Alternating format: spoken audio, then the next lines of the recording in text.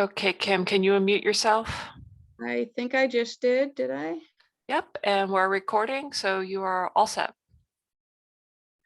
Okay, well, I'm not all set, so. Okay, what am I doing? Oh, I think I forgot to, no. There we go.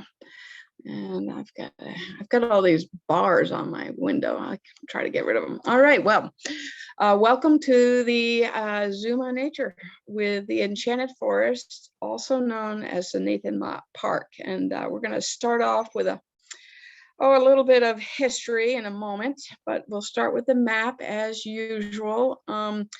This, just to help you get your bearings, over here where I'm pointing is the airport runway, the west end, and this is Old Mill Road down here, and on the side coming around the end of the runway is the Old Center Road. And the area that's bounded roughly by orange is the Nathan Mott Park.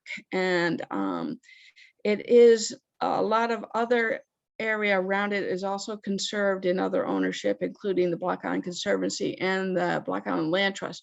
But I've just highlighted for simplicity's sake the Nathan Mott Park, which is where the Enchanted Forest is. And just to make sure, the yellow is the path that we're going to be taking today. And just to make sure that nobody takes this map and tries to use it to find their way, it's not perfect. It's a general, it's pretty close, but don't use it as wayfinding, just as generally where you are. And with that, I want to show you an old map and help you a little bit with this land that's shaded is part of the airport runway, as is this shaded area. And then this blank area here is the area that is the Nathan Mott Park. And the dotted line around the perimeter is the boundary of land owned by Lucretia Mott Ball, who died in 1941. But in 1939, she wrote her will, and it is my wish that my farm on Block Island, known as Nathan Mott Park Farm, shall be converted. Now I have a little bar there. I can't even see what it reads. Sorry. Anyway, Nathan Mott Park for the use, enjoyment, and benefit of the residents of Block Island and visitors there too. And for the accomplishment of said purpose, I direct that my executor shall cause a nonprofit or charitable corporation to be organized under the laws of the state of Rhode Island. She wrote that in 1939. This is by far the earliest piece of land that was set aside on Block Island for open space. She died in 1941, and so that would be the point that it would have become a park. It took a few years after that to make it actually happen. But anyway, between 1939, when the will was written, in 1949, when it became actually the executive board had been created, still makes this the earliest piece of conserved land on Block Island, and good for her. So this is the entry point right near the end of the airport runway. And that photo was taken this morning, and you really can't tell how foggy it is, so that's good. But it was pretty foggy this morning. If you stand there and look off to the south, you'll see this is sort of two pictures of the same thing. Rolling fields that are not cut but open meadows, that is part of the park land. Next to it is another equally sized open field that is mowed, and that's off of the airport runway, and that is owned by the airport and is kept mowed. The whole area in off of the runway is kept clear of trees for the protection of aircraft. But this is really the area that we're heading into. So it's a real mix of open fields at one part, but we're going to spend most of our time going through the treed area. And I should say, if you haven't already noticed, it has been my practice on many of these. In many of the photos, there is an orb hidden. There's at least 5, I can't even remember, So you might, just for the fun of it, try to keep track of when you see orbs popping up in the photo. Of course, it's always hard to see. But one of the things we're going to see throughout is the different things that are already starting to bloom and in full bloom on this, our first full day of summer. And this is butter and eggs. It's right near the entry gate. It's in the snapdragon family, but it's a very cheery little flower.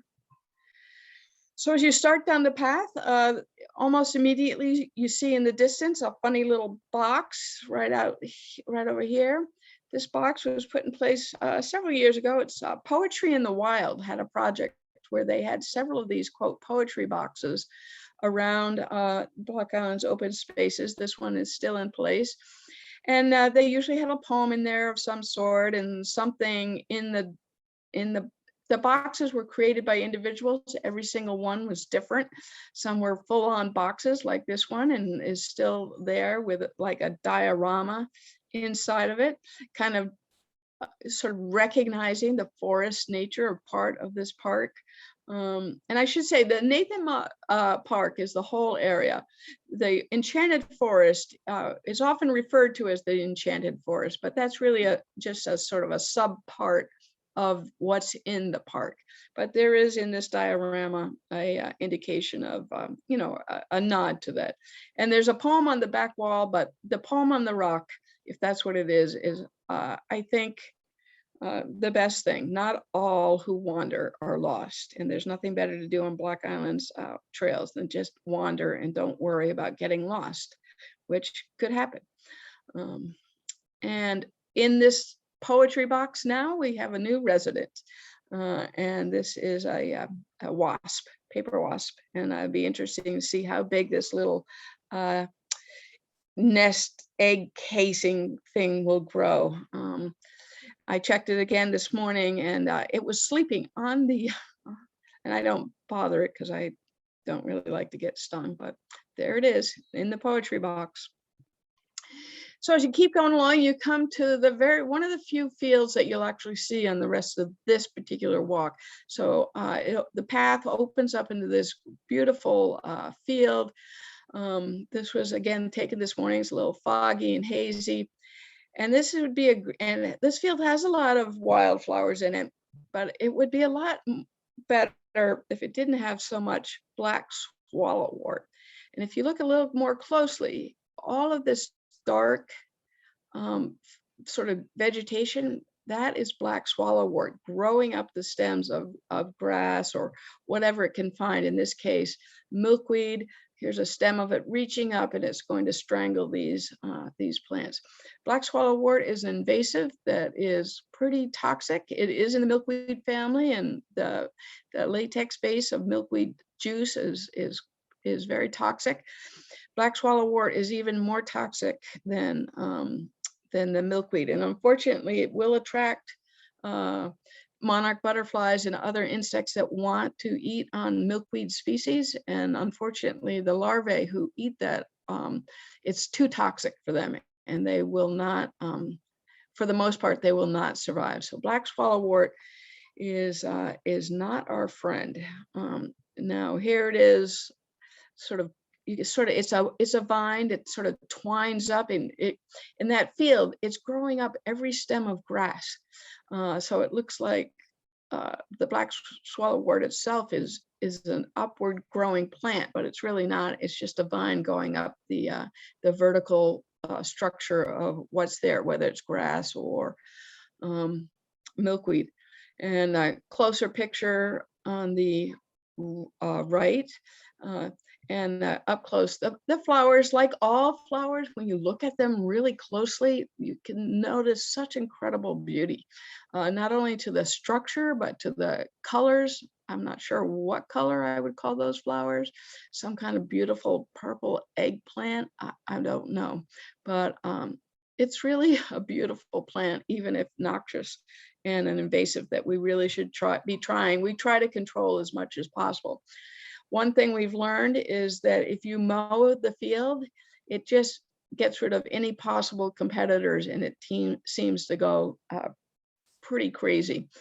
So maybe the best thing is, if you're trying to control it on your property, is probably not to just cut the field unless you cut it all the time so that you can get it back. But it's very hard. It's an annual plant. It's got a very robust root, and you'd have to get the whole root out.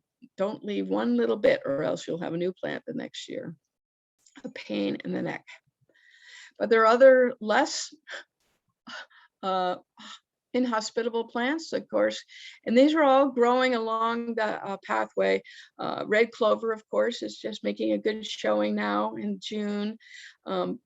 Dandelion, and on the right, the dandelion leaf, the basil leaves, and there's two flowers growing right now on Black Island types, dandelions and hawkweeds. They look very similar. The difference is in the dandelions, the basal leaves are scalloped. They have lots of these in and out edges, whereas the hawkweeds have small, smooth edges.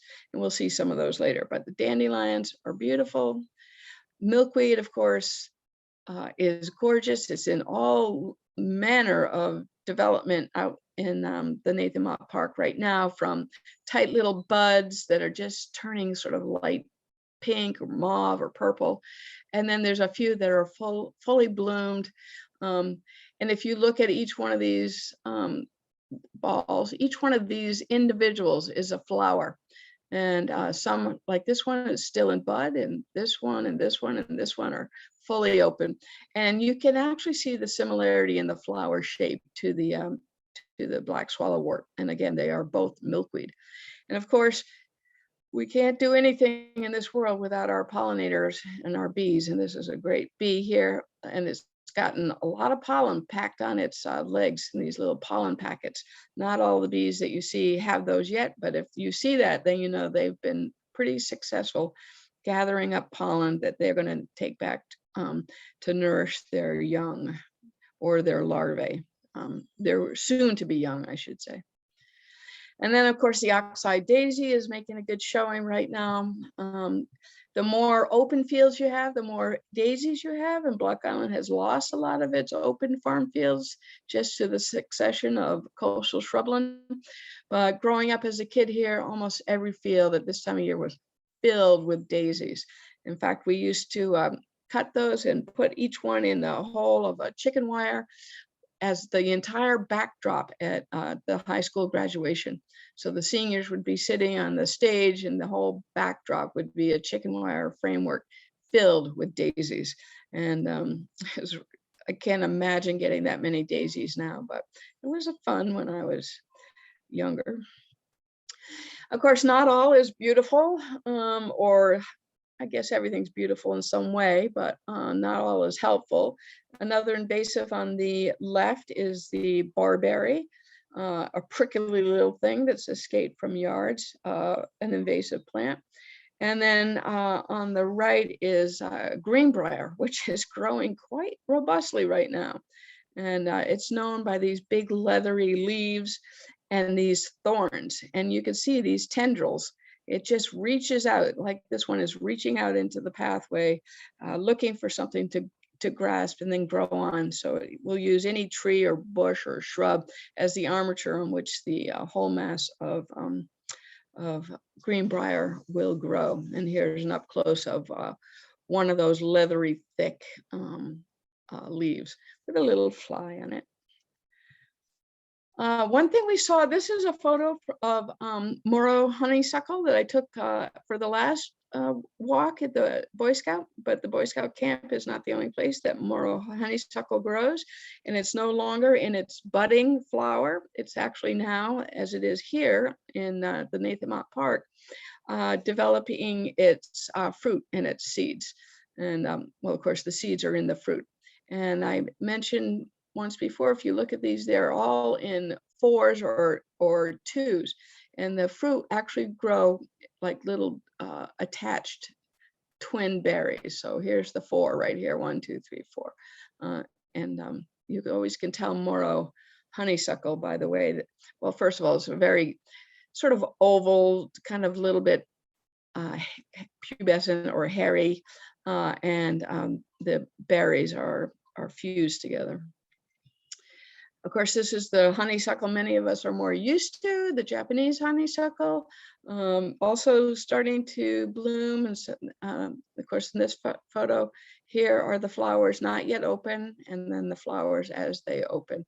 And many of us have taken the time to figure out how to get a little drop of nectar out of each honeysuckle. And what you do is you pinch off that end and start pulling out this long filament.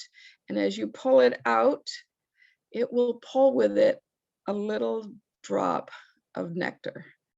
And there's one there. And that's what you stick your tongue out and take in a little sweetness. And I had a chance once to show some 8-year-olds how to do that. And the next thing I know, that little triplet pair were asking for honeysuckle for their birthdays. So I guess they liked it. But a lot of people just don't know where to get that little drop of nectar. And there you go. Other vines, but native vines that are growing now are the Virginia creeper on the left.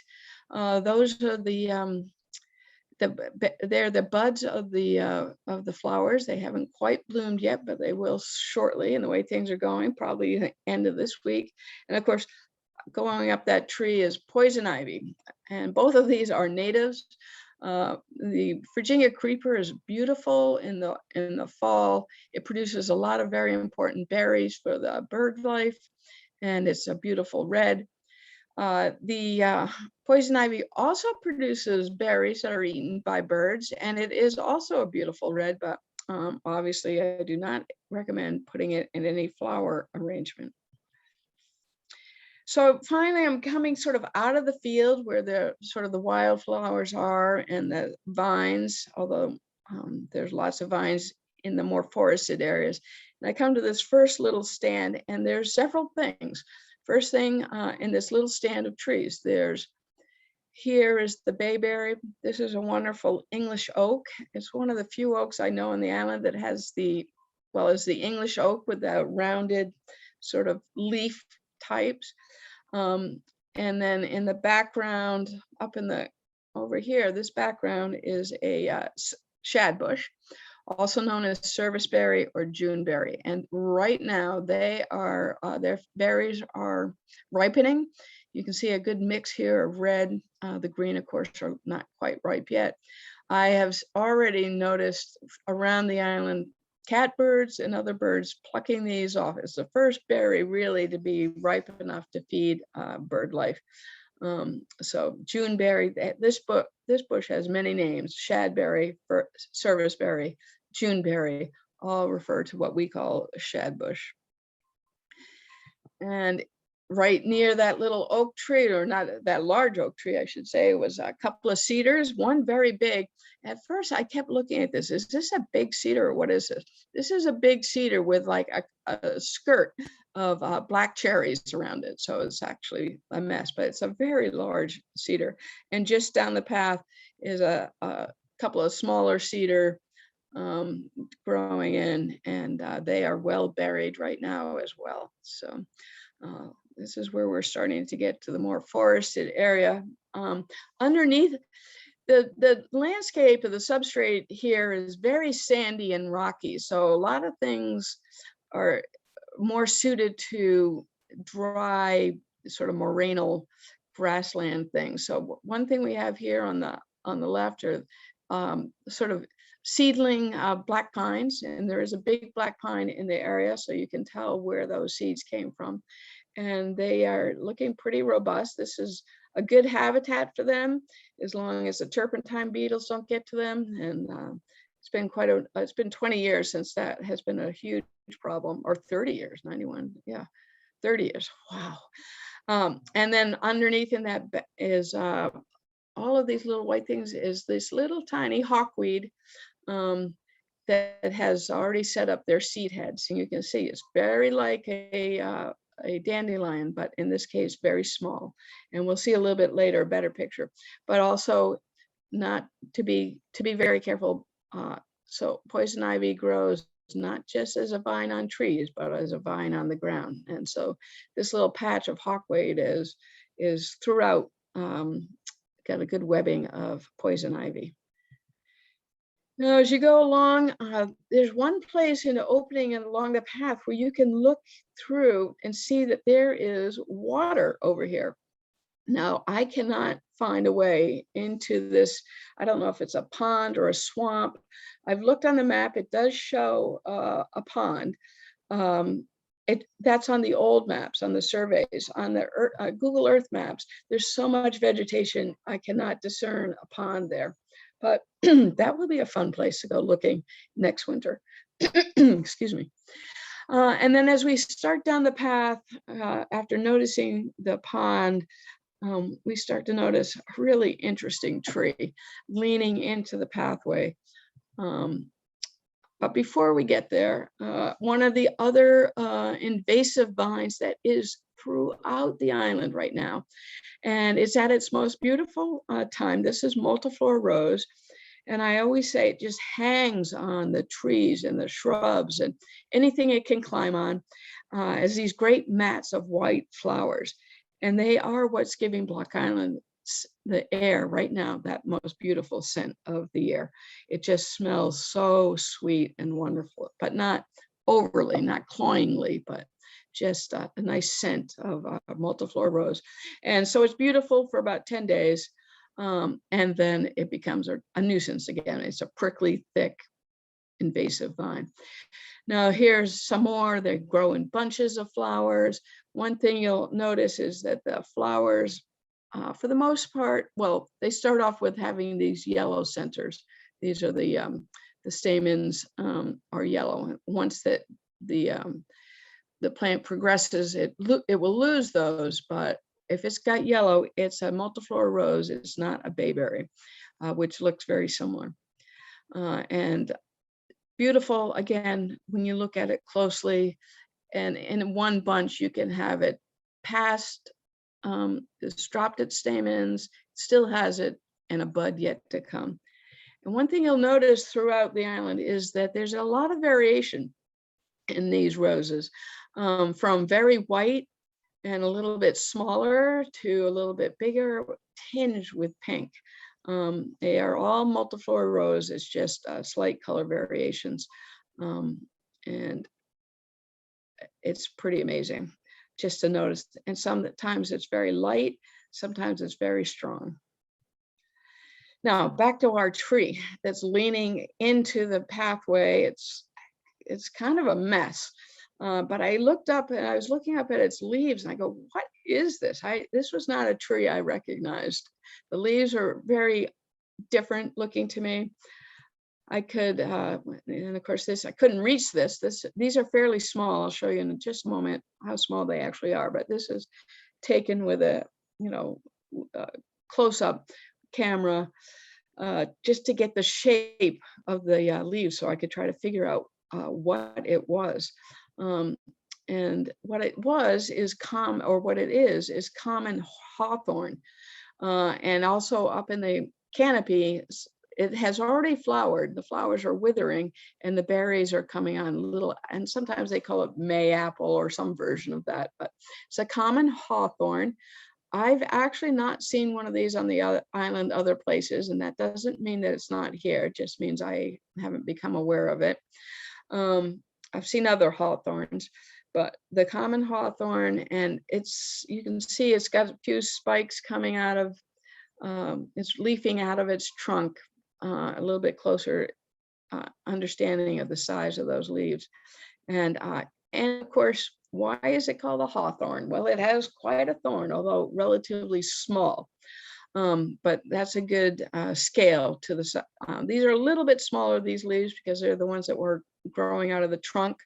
The ones above are bigger, but not as big as like a maple or anything like that, relatively small. So this was probably my find of the walk. I really enjoyed finding and discovering and learning about it and knowing that the common hawthorn is on Block Island. Even though it looks like it's leaning into it's grown in the angle into the pathway, and it's really got a tangle of Multiflora Rose and other invasive vines hanging up in its branches. Of course, one thing about many of these these sapsucker holes, these are the holes of yellow-bellied sapsuckers, and they're pounding into the tree trunk to find sap so that insects will be attracted to the sap and then they can eat the insects. And this photo on the right is, I've gone through and turned around and looked back. So that's why it's leaning in the other direction. And you can sort of get a sense of how it's quite a big tree. It's quite high up and shading everything underneath it. Of course, it's being shaded not only by its own leaves, but the leaves of the invasive vines that are growing all over it. Might be a good candidate for a little stewardship, I would think.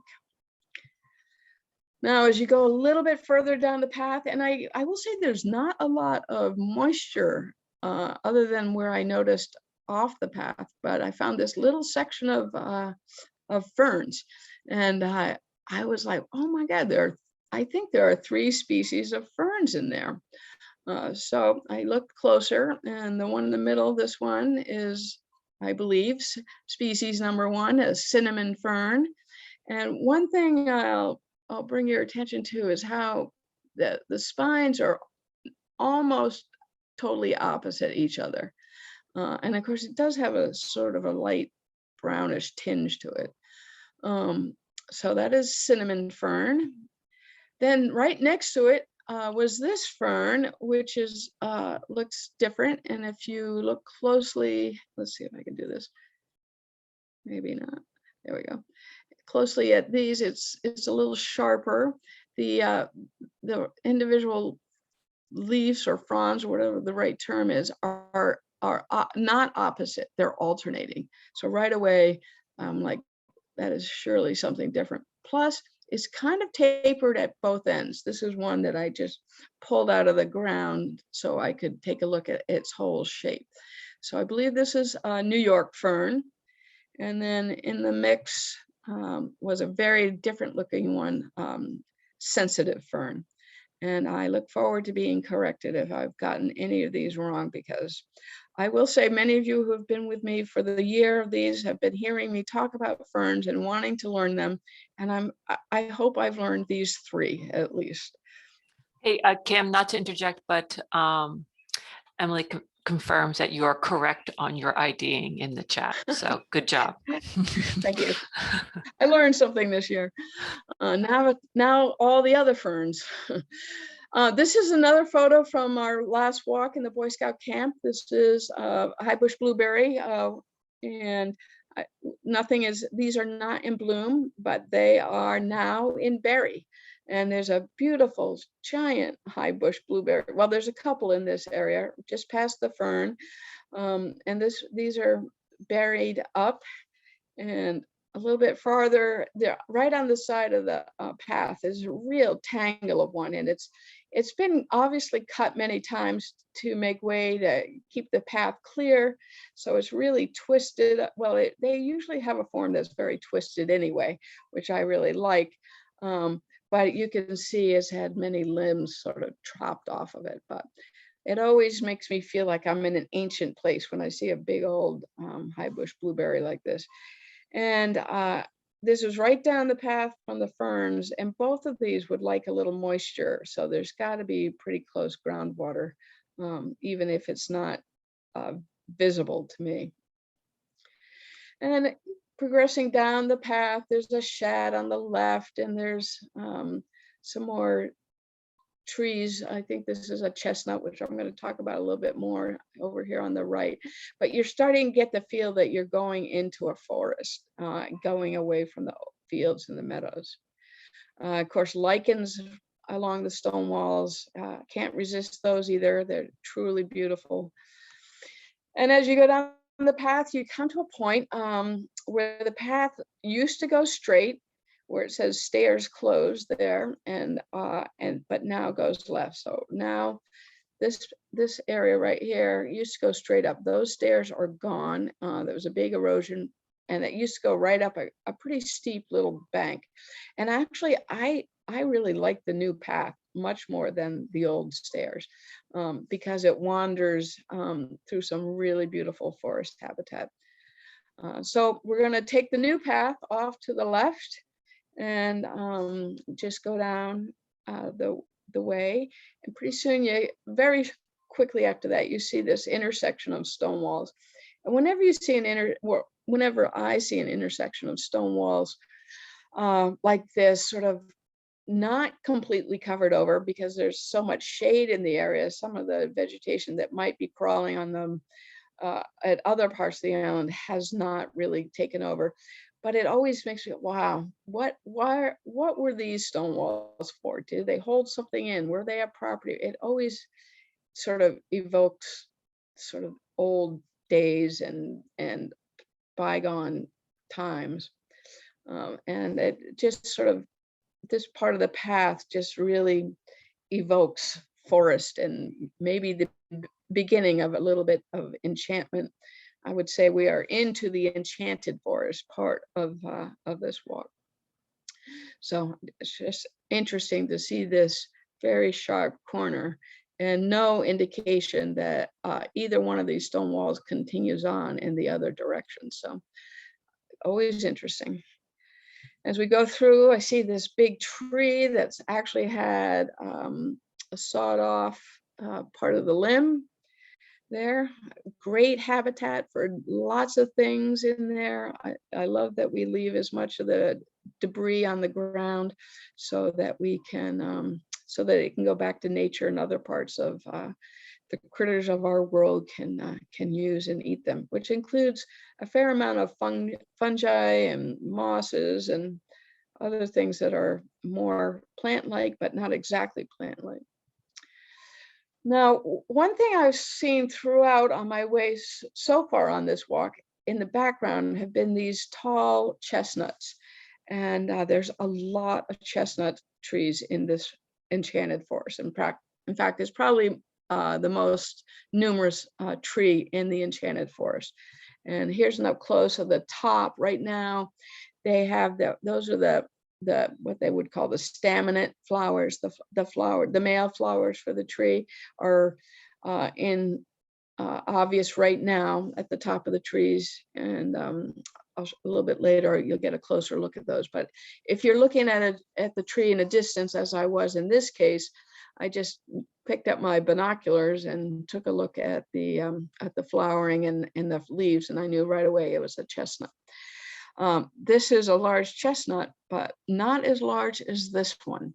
And this is the problem with being in this beautiful forest is that it's very difficult to get a picture of a whole tree. This is a giant chestnut tree, and I've taken the photo in two parts, from the ground up and then from basically maybe a quarter of the way up into the canopy. And of course, the ground is, well, here, I'll stop. Here's the leaves of this tree. And here you can get this is the other side of the chestnut tree. You can get a better sense of the girth of that trunk, which is actually, this is the small end view. This is like narrow. It's got several trunks sort of merged together. So that's in the background there, but very distinctive chestnut. I think they would call this sweet chestnut, and very distinct leaf form. And then here are those staminate flowers up close at the end. And on the ground is littered with last year's leaves and a few husks from the chestnut from last year. So incredible chestnut trees throughout this area. And I've gone through in late summer and found lots of seedlings as well as chestnuts. These husks are bright green when they're ripe. But moving on, we have not just across the block, if you will, just across the path, this is beautiful red maple. And just again, you cannot get the whole tree in your view, but it's a swamp / red maple complex, and it's on this little hillside. The form is gorgeous. You can look up into the canopy again and see the the leaves and for your positive ID on the red maple. And if you go around the back side, oops, no, I don't think that's what I meant. But anyway, there's the roots. Also, another way to see, to know maples is they have this whole webwork of roots very close to the surface. And the older the tree, the closer it is to the surface. So this webbing leading up to it all around, it's like an apron of roots. But whenever I see like cords of root going across a pathway, I know to look up, and surely I'll see a maple in the area. Here I did go around to the back, just try to get a sense of how broad that trunk is. It's got several large sort of broken off trunks here, branches I should say. But I don't know, it looks very elephantine to me in some ways, stately and quiet and just beautiful. The form is beautiful. And these little nooks and crannies that would be good for all kinds of critters. In the canopy here, I saw two birds. This was one of them, the gray catbird hopping around. And the other, every time I've been to this tree this week, I have heard, if it's in the early morning, I have heard American redstart. And that is a bird that I and many of us believe nests on Block Island and had been proven, somebody identified the nest with the Rhode Island Bird Atlas 2 years ago. So what we believed on Block Island was proven by the Rhode Island Bird Atlas. But I'm sure this is perfect habitat up in the canopy of this red maple for that redstart. I'm sure there's a nest up there. So it'd be fun to, but I'm not getting that high in the canopy, so guess we'll just have to enjoy its song from below. Again, you go on, the path continues with this beautiful sort of forest-like feeling. Again, dark, relatively dark, shaded, I should say, shaded. And it's a great place to walk when it's hot because it is shaded. It's also a great place to walk when it's too windy to be anywhere else because it is protected. But the green of the lichens on the rocks are old and ancient and beautiful. You can just imagine any kind of enchantment going on in this place. But finally, you sort of come out of the more forested area, and it's a big chestnut in that photo on the left, and at the right up here at the path, where here is where it intersects another path. So now you have to start making choices. Up until now, you just follow the path and it takes you where it will, and where it is gorgeous. But now you have to choose. If you were to go right, you would be headed off towards another area called Turnip Farm, which is more or less off of Beacon Hill. In our case, we're going to go left, and there's this little sign down here says Enchanted Forest. Although, as far as I'm concerned, we've just left the Enchanted Forest, but we are still on the Nathan Mott Park. Now, as you go along, you have you come to many of these little grassland knolls, and these are moreno grasslands, very thin, sandy, non-organic soil. Doesn't support much, but what it supports are specialists in these habitats. And you can just sense the sort of the sparseness of vegetation compared to what we've just left in the Enchanted Forest. And two things that you have along the way is this beautiful rush, very fine, thin little rush, called Slender Path Rush. And also in that little knob of land that I was just showing, there's a lot of this sort of it's a very small plant called blue toad flax. And it's a snapdragon. Very hard to get a good photo of it because it's so small. But I was fairly successful with the Slender Path Rush. Again, looking at something closely enough to see it, it takes on an incredible beauty. And same with the blue toad flax.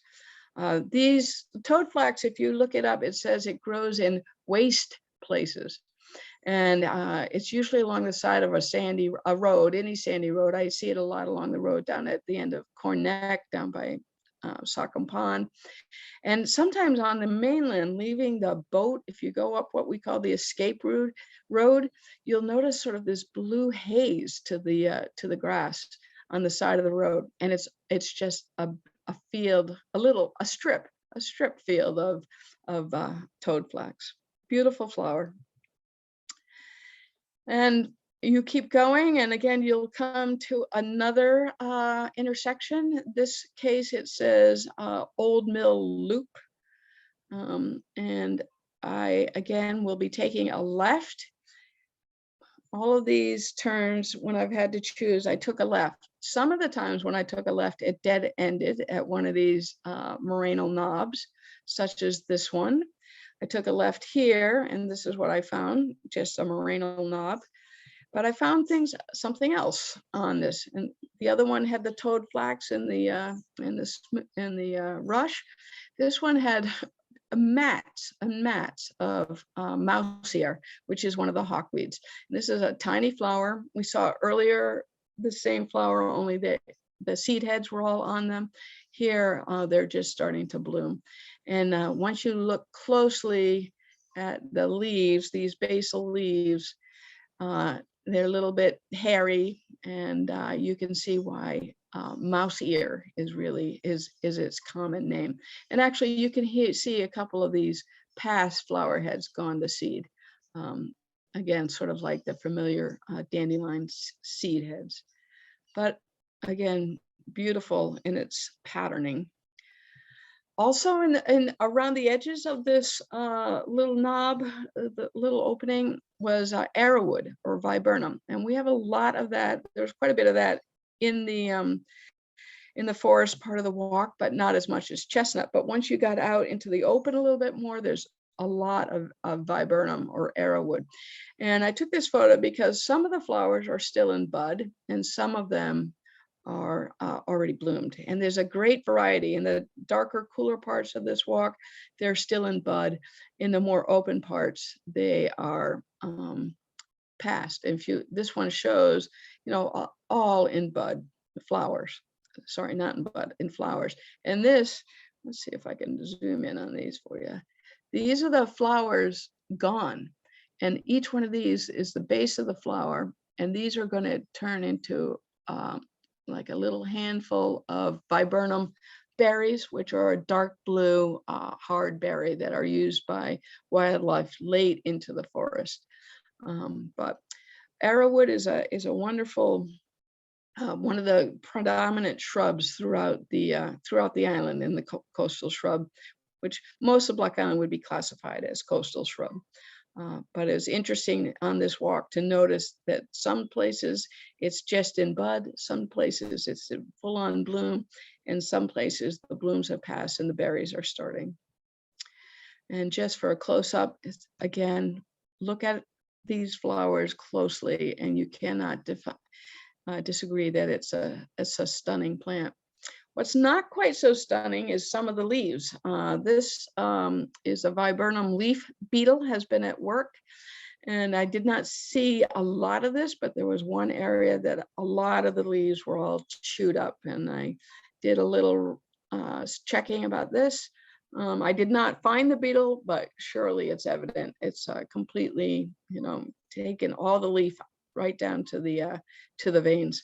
So, like many of our pest insects, they'll have good years and bad years. And I don't believe we have to worry about our viburnum, but and I don't think this is a bad year. But there was one patch that had quite a bit of predation on it. Also in that little knob was on the left, you can see this is dewberry. So dewberries and blackberries are very similar. Dewberries tend to be vines. They tend to be very small, and they're on the ground. So on the left is the dewberry.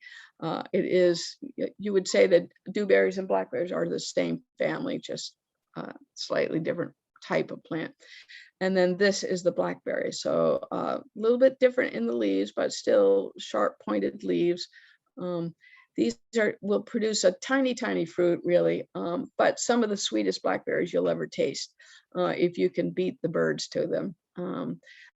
But they're tiny, so they don't, take a lot to make a pie. We prefer the more succulent, bigger blackberries. And just for some comparisons, blackberries, so a lot of what's blooming, again, was the Multiflora Rose, very similar flower type, but how it grows is very different. Blackberries are tend to grow in these big arcs, not big mats, not big vines. They're sort of big arcs and canes. And this isn't the greatest photo, but you can sort of get the sense of it. And then there are all these berries out at the end. And here's a great image of what the blackberry. And you remember that the Multiflora Rose has a yellow center, whereas the blackberry has a white center. And then once the flower, these are not flowers, these are the stamens again. Once those drop off, then the base, this will become the fruit. But again, variety from a lot of blackberries are tinged with pink. Others are just white. And just for comparison, there is the Multiflora Rose. And also notice the leaf structure. The Multiflora Rose has these small sort of leaflets as opposed to the big, wide, serrated blackberry leaves. So if they often grow together and intertwined, but you can, if you want to know the difference, you can. Otherwise, you can just notice how beautiful they are. And as we go along, there are other trees growing here. This is an apple tree right on my way to Old Mill Road, which is where we'll end this walk. And it looks like it might be a good apple year because that's a lot of apples for late June. And just a little bit closer look at them. So they won't all make it, of course, but we had a cool spring so far. And if we could get enough rain to keep us going, it could be a really great apple year. Another morel knob. This is another dead end, but the reason I point this one out, it has many of the same features as the others, mouse ear and the slender rush. And along the edge, there are black cherries and a lot of viburnum. And if you I just stepped up on the hill as high as I could to look sort of away from this. And actually you can't see it, but down in here is a pond. And I personally think that would be a great pond to put a wood duck box, if only I could figure out how to get to it, because it is impenetrable. Even in the winter, it was impenetrable with greenbrier and bittersweet. So might have to make that a project if we wanted to put a wood duck box in there. But it's kind of an open pond with a lot of reedy edge, which is perfect for wood duck. And in that background is why I really put this in here. There's some tall trees. These are the tall maples that run along Old Mill Road. Now, those maples and the oaks and the chestnuts and probably that common hawthorn and some of the really special trees in the Enchanted Forest were planted by Earl Dodge in the 40s and his friends. And it was Earl Dodge who formed a rod and gun club to create a pond up on behind Town Hall. And he had a real interest in adding some trees to the landscape, which in the 1940s was basically treeless. And many of the forests or smaller forests around the island were planted by Earl Dodge and his friends of that era. So if you ever notice those maples going down Old Mill Road, thank Earl Dodge and his kin.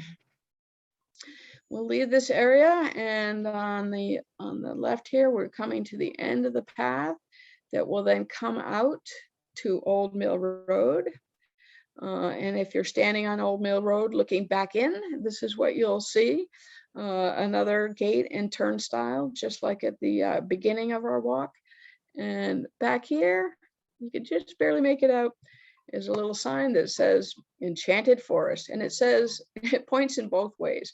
So this is in fact, if you go, if looking as you do, if you were to go to the right, you would take the path that we just traveled. If you took the left, you would loop back, and you would come to one of the spots I pointed to, that I pointed out.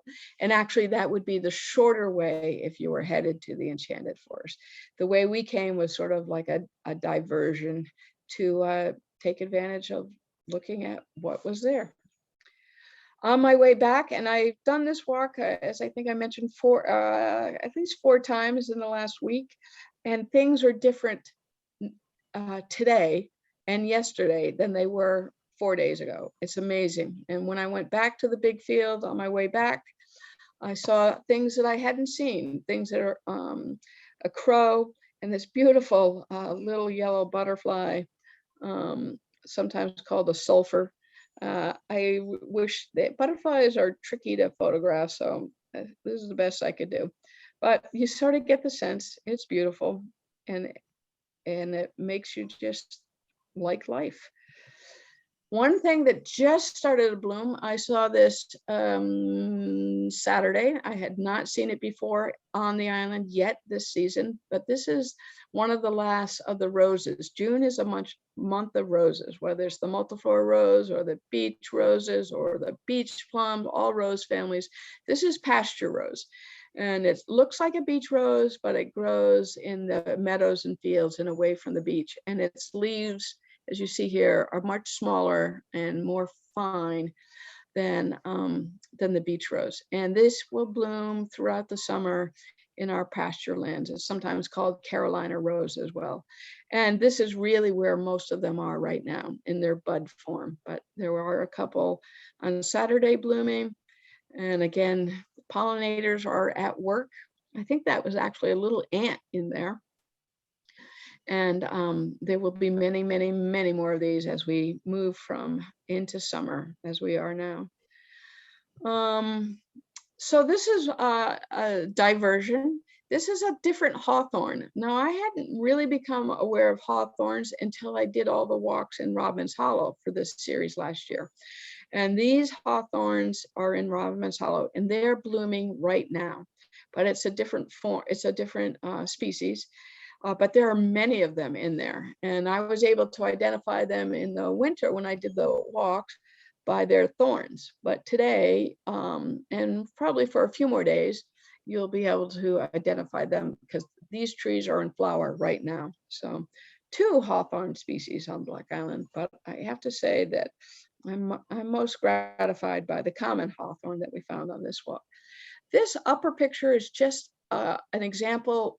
The hawthorn is doing well below, but growing up over and through it is Multiflora Rose and bittersweet. And these vines, they just grow on everything and eventually will strangle them out. So, but it's hard to work in a hawthorn, especially this hawthorn, because the spines are giant and sharp. Good for birds though, good protection.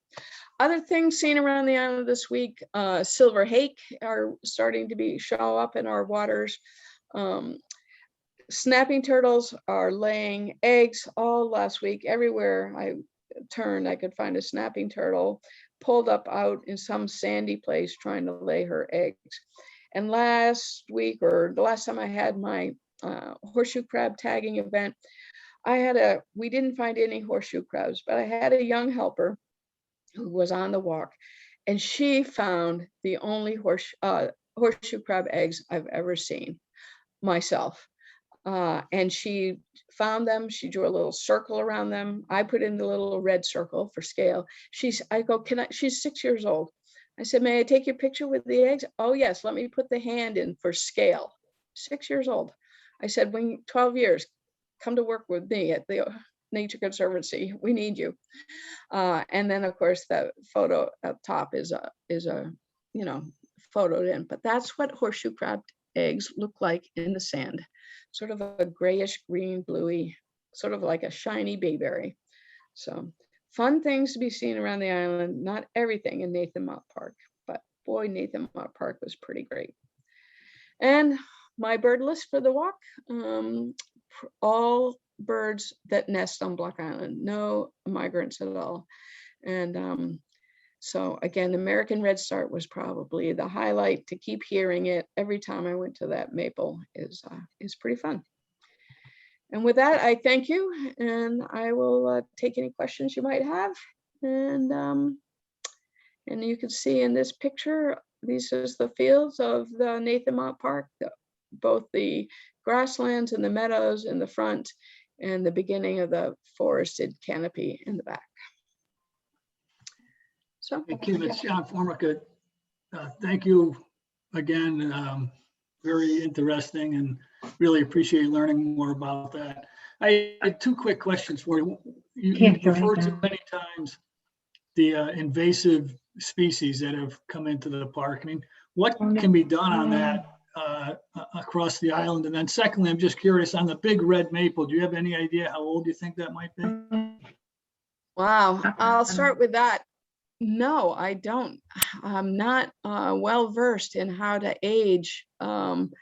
Maples on the island are generally the oldest trees we have because they have a wing-borne seed, and many of them would have gotten established during our agricultural history. A lot of the biggest maples, especially when you go through clayhead trails, are right near the stone wall where they weren't grazed or plowed. But that maple, I don't know. But if it's one that Earl Dodge planted, it's around 1940. But I wouldn't be surprised if that was before Earl Dodge, because it's pretty big. But I'm not well versed in equating the width at breast height to the age. Okay. The invasives are a big problem. In some cases, they're almost too overwhelming. I think many times I say, if you could just do what you can to control them on your own property, at least we can hold them at bay. That field was one of the earliest fields that was mowed in hopes of controlling the black swallow wart. And I think we pretty much have decided that mowing the field is not the best approach. I have seen black swallow wart be outcompeted in another field on the island by vetch, which is also considered an invasive, but it's not as toxic or as dangerous to, say, the monarch butterflies. So I think, and I'm not an expert on this yet, there's still a lot of research being done to find out how to control, and each invasive is different. One that's taking hold now is mile a minute vine. That can be more easily kept at bay because that is an annual, not a perennial, although it has very buoyant and resistant seeds. If you can sort of pull it up each year in an area, you're likely to eventually be able to reduce it in that area. But of course, the island is huge. I think black swallowwort is probably my least favorite invasive. I used to think Multiflora Rose and bittersweet were horrible. Well, now they seem sort of mundane compared to black swallowwort and mile a minute vine. So I think you can, if you had a specific plant and area, I know that Claire Cummings at the Block Island Conservancy and I are both trying to help property owners figure out how to address individual areas, because I don't think we're going to be able to address it island wide. Because of course we don't want to use herbicides and things like that, which would be bad for every other thing. So. Right. Thank you. Yep. Kim, I have a question. I wonder if you would be able to repeat your lesson on the pond lilies, the ones that are fisted and the ones that are not. The ones that are what? The ones that are what? So are balled into they're balled into a fist. Yeah. So pond lilies, there's water lilies, which are the white flower, and pond lilies, which are the yellow flower.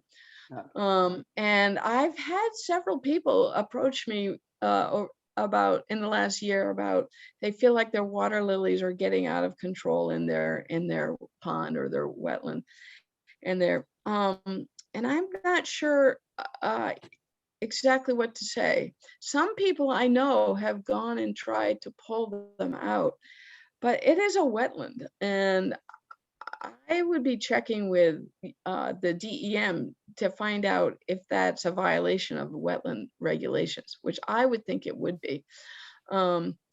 So I know that sometimes vegetation can be controlled in a pond just by the other critters that are there, like muskrats. And I know that Block Island has a long history of, sort of embracing the muskrats and letting them eat the vegetation in the ponds. Now, I think we may have talked about this last time. They seem to be declining. They don't seem to be quite as many as I used to see. And that may be one of the reasons that some of the smaller ponds, at least, are getting more and more water lilies in them. They're beautiful, and I would say embrace them. Don't fight them.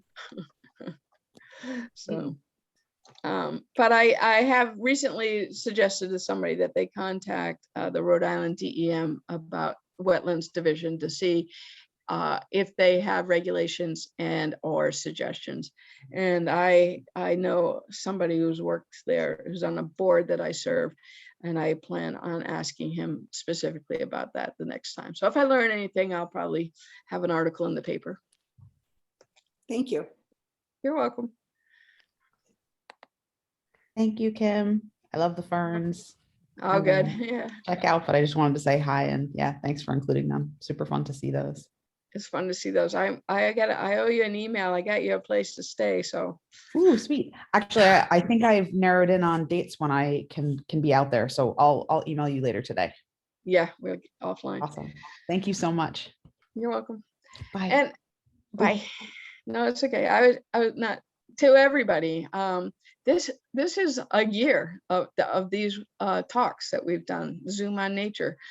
And of course, it was spurred on by the pandemic and not being able to have in-person programs. And I can't say that I was thrilled to do this. Technology is not always my favorite thing. And I'd never done a PowerPoint presentation in my life before I did my first Zoom on nature. But I have to say, I've thoroughly enjoyed these. I have learned so much. And I've always known and believed that when you have to teach somebody something, you learn even more. And it's really been a great pleasure. And some of you have been so incredibly loyal. I really appreciate it. And we're going to continue doing these around the Great Salt Pond for the summer. And who knows what next winter will bring. But in the meantime, Great Salt Pond Zooms this summer, a little bit shorter than these. And in-person walks are back, at least for limited numbers. And I'm thrilled that next week I'll be leading one of these walks, which were the from last year in person, because these originally were a spin-off from my walk series called The Trail Less Traveled. So we have an in-person Trail Less Traveled next week, and I can't wait. But this has been great, and I've really learned a lot. Thank you. Me too, Kim. Thank you. And just want to let everyone know that the full schedule is at natureblockisland.org. I can put it again in the chat. That's where the Zoom recordings are. That's where Art in Nature is, and all kinds of good stuff. But yeah, no, Kim, these have been awesome. And I do hope they continue in some format next winter. Yeah, so this has been great. Any other questions? I think let's check the chat. Lots of thanks. Someone has said they're trying to attempt to germinate chestnuts have failed. They're, yeah, no, I think just lots of thanks, Kim. Okay. And everybody got all those orbs? I saw a few. They were pretty clear this time, I thought. Yeah. Kim, where are the cockspur hawthorns in Robin's Hollow? Where do you spot them? Are they on the Black Rock Road, or are they down in the hollow?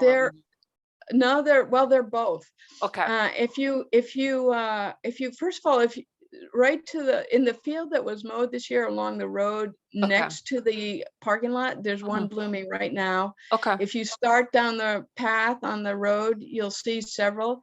And if you look into the hollow on a non-foggy day soon, because they're going to start dropping the flowers, you'll see white bushes. Okay. Those are all because it's the only thing in bloom right now. Okay. I mean, that looks like that. So there's a Okay. lot in Robin's Hollow. Okay. I had a couple other questions, if people don't mind. The Shad Bush, you call them service berries, but is that because that's when the ground was thawed enough for people to have funeral services, and yes. so that, okay, I thought there was bloom. So shad is named because it's when it blooms when shad are running upstream, but service berry because they were the first real blossoms that you could have in attendance at a funeral service when you could bury the dead in the colonial times, because the ground was frozen for so long. And if you look in an old recipe book, from New England cookbook, from colonial times, you'll find recipes for service berry pie. And they're like a blueberry. And I do eat a handful of them every year just to make sure that I'm honoring the traditions. But usually the cappers and the pheasants get them a long time before I do. So Kim, because I know you don't read the chat, so I just want you to know that you're getting, thank you, Kim. They have been great, lovely, educational, fun. Thank you. Thanks for the walk. Thank you for the whole series. Polly, to everyone, Kim, it has been so wonderful. Thank you so much. Looking forward to the ones to come, Kim. I so enjoy these Zooms on nature. Okay. All right. So they're there, Kim. Okay. All right. Well, thanks, everyone. Appreciate it. And great. We look forward to the ones around the Great Salt Pond. Great. See you all. Okay. Thank you. Bye. Thank you, Kim. Bye, everybody. Bye. Bye. Thank you, Kim.